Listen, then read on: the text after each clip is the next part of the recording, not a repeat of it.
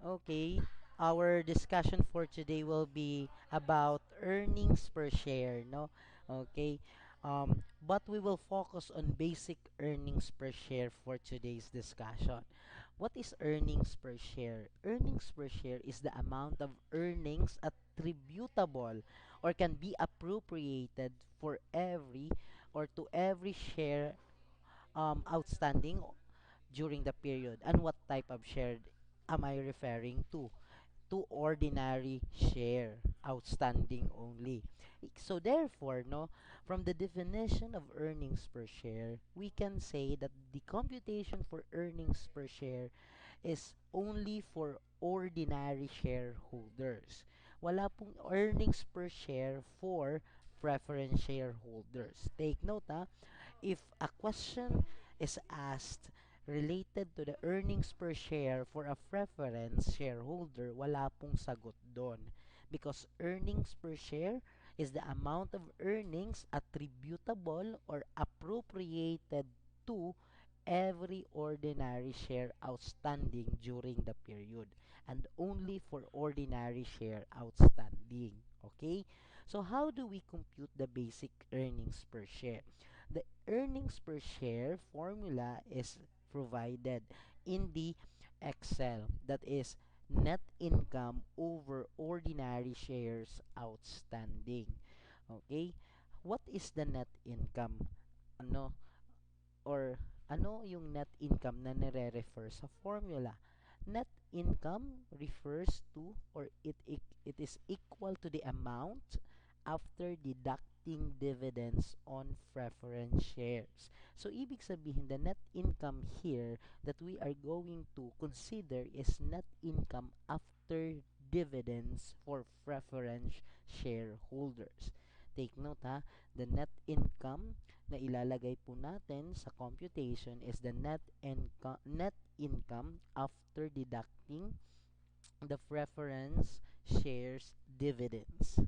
The ordinary shares outstanding naman, okay, is if there is a significant change in the ordinary share capital, ibig sabihin may mga changes, may additional investments, okay, the ordinary share outstanding must be computed on its weighted average during the period. Okay? Again, the ordinary share outstanding shall be computed on its weighted average if there is a significant change in the ordinary share capital during the accounting period. Yung significant change, it means that from the beginning, okay, up to the end of the accounting period, merong mga additional, okay, ordinary shares issued or there were shares being retired. Those are the transactions that will affect, no, the change on the ordinary share capital during the period. Balik po tayo dun sa net income. Okay, because net income is referred to the amount after deducting dividends on preference share. Take note, we have two types of preference, four types. I mean, we have the cumulative, the non-cumulative, the participating, and non-participating. Pero in the computation of the net income for the purpose of computing the basic earnings per share, meron pong effect or rule on the preference share if it is cumulative or non-cumulative. If the preference share is cumulative, the preference dividend of the current year only is deducted from the net income. Ibig sabihin, yung mga previous periods, okay, na dividends will not be considered as a deduction to the net income, okay, for the purpose of computing the basic earnings per share, whether such a dividend is declared or not. If the preference share is a non-cumulative preference share, the preference dividend for the current year is deducted from the net income. Okay, that's correct. Pero if there is a declaration on that particular dividend. If wala pong declaration of the dividend for preference and provided that preference shareholder is a non-cumulative preference share, wala po tayong ibabawas kasi magbabawas lang po tayo or magdideduct from the net income if the preference shareholder is a non-cumulative and if there is a declaration on that particular accounting period. Okay, take note the following rules on computation of the basic earnings per share because these rules really affect your computation on the earnings per share. Okay, to apply the computation, no, the formula, I prepared here an example. An entity provided the following information for the current year. Preference share capital, 100 pesos at par, 10% cumulative with 10,000 shares. Ordinary share capital, 100 at par with 50,000 shares issued, so 5 million pesos. And then we have the net income for the year around amounting to 2 million pesos. If we are going to compute for the basic EPS, first we need to determine the net income after deducting dividends to the preference shareholders. Okay, so the net income na dapat natin kunin is 2 million pesos, 'di ba? That is the net income provided in the problem. However, meron po tayong ibabawas na um, na dividends related to the preference shareholders. Ang tanong, magkano po yung dividends na ibabawas? Okay, so babalikan natin if what type of preference shareholder yung preference. Provided that the preference shareholder is a cumulative preference shareholder, okay, so ibig sabihin, the previous periods, including the current period, no, I mean, the previous period will not be considered on deducting, okay, on the net income. Kasi yung i-consider lang natin is the current period.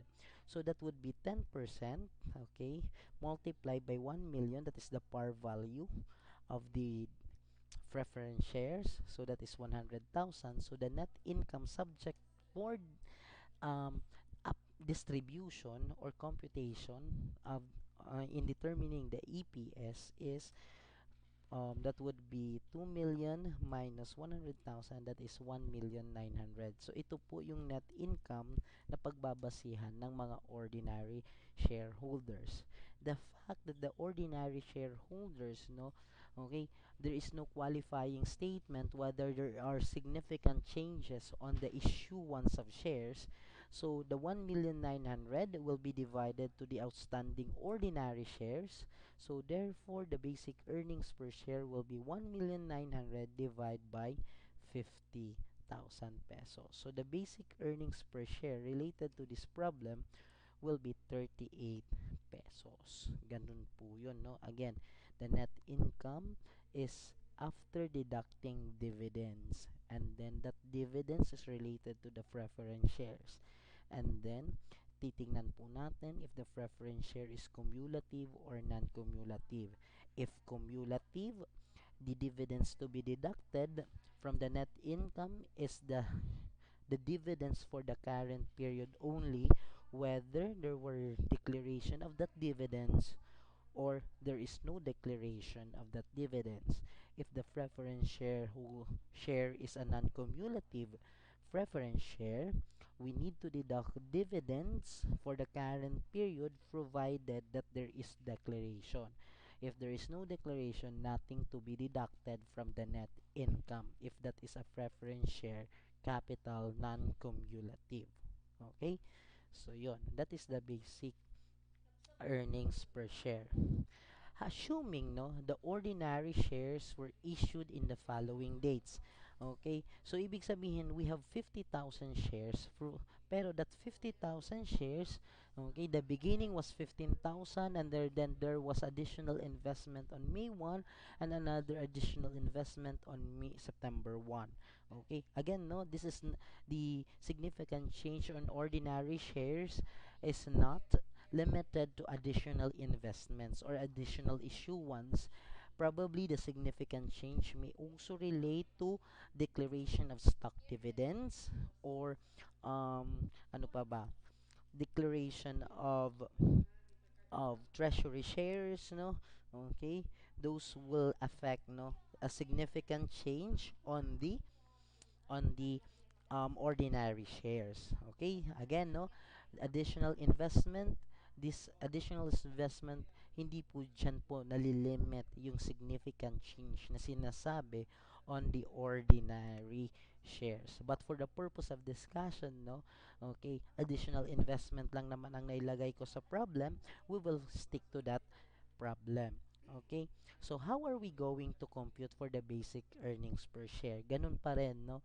Okay, that will still at 1,900,000. Hindi naman po magbabago yung net income na base po natin kasi the the preference shares on the problem is same at 10% then cumulative.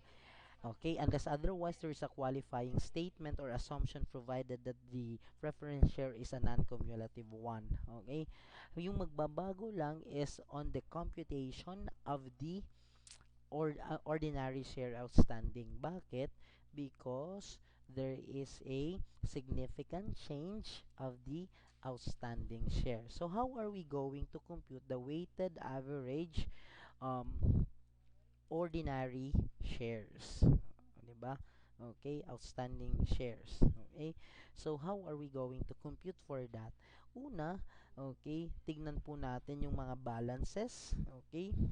Balances of magkano po yung naidadagdag or naibabawas sa bawat period. Okay? And then we will multiply it to the number of months, okay? Nagkaroon addition how many periods or months that investment existed. Okay, ganun po natin yung gagawin. For example, on January 1, okay, we have 15,000 shares beginning, and then from January 1 to December 31, it will cover for 12 months. Okay, that is 12 months. Dito po natin ilagay. And then on May 1, 'di ba? On May 1, we have an additional investment, okay, of around 15,000, okay? And that investment from May 1 to December 31, ilang buwan 'yan? That would be May, June, July, August, September, October, November, and December. So that is 8 months po 'yan, okay? Since it was invested or issued, I mean. And then from September 1 naman, okay, ilang buwan yan? September 1, that would be 20,000. September, October, November, December, that is good for 4 months. Okay? So, i-multiply po natin 15,000 times 12, that is 180. 15,000 times 8, that is 120. And then 20,000 times 4, that is 80. Then, summation, i-add po natin yung lahat na na-compute po natin. So, there is 380. So, to compute for the weighted average, we divide the 380,000 to 12 months. So, the weighted average outstanding share is 31,666.67 or 31667. No? Pwede po yun because we have able to compute the weighted average outstanding ordinary shares. We can now able to compute for the basic earnings per share. So that is 190, okay, divide by 31,666.67. Lalabas po nun that the basic earnings per share at weighted average will be 60 pesos. Okay? That will be our computation. Okay, for the basic earnings per share at its weighted average outstanding shares. Okay, so that ends my discussion on the basic earnings per share.